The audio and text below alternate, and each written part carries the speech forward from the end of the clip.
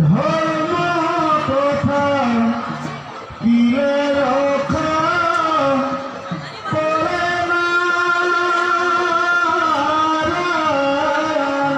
কৃষ্ণ ভগৱান মহী ডাঙৰীয়াক আমি নাম পৰিৱেশন কৰিব দিছোঁ খুব চমুকৈ। ইয়াৰ পিছতে আমি